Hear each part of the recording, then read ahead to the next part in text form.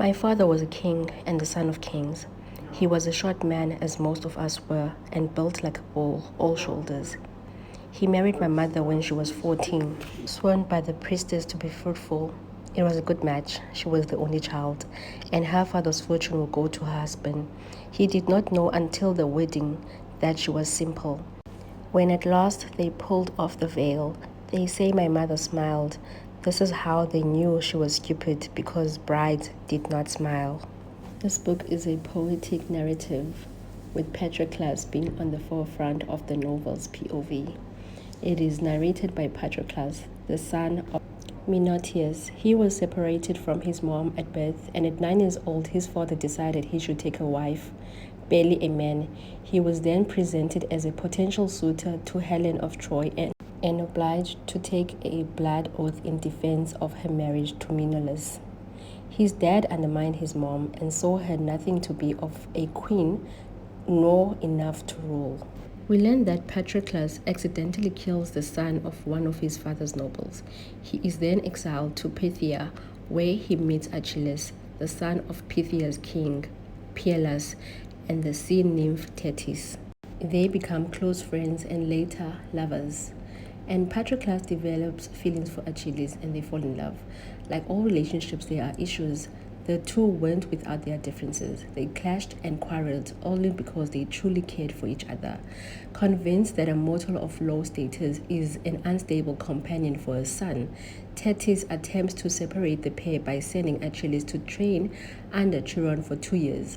However, Patroclus joins Achilles in his training as their relationship grows.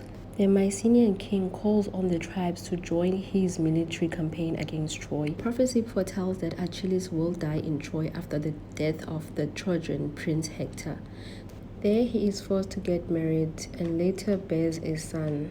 However, when his true identity is revealed, he is then forced to go back to Troy. Patroclus follows, knowing that Achilles is his true love and he would rather die than be separated.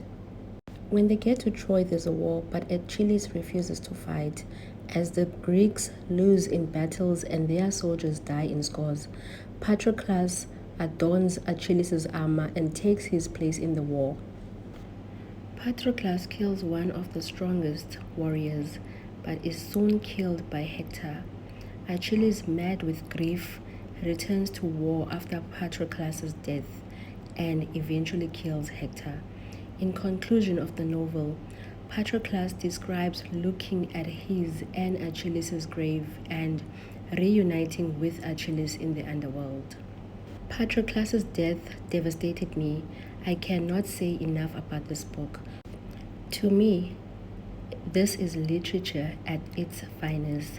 Epic in scope, flawless in characterization, and ultimately a masterpiece of literature. This book hurt me so much, but it's so good. I was very moved by this book on an emotional level.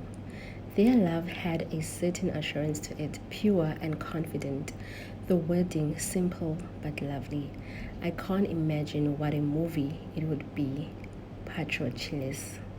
The never-ending ache of love and sorrow. Perhaps in some other life I could have refused, could have torn my hair and screamed and made him face his choice alone. But not in this one. He would sail to Troy and I will follow him even into death.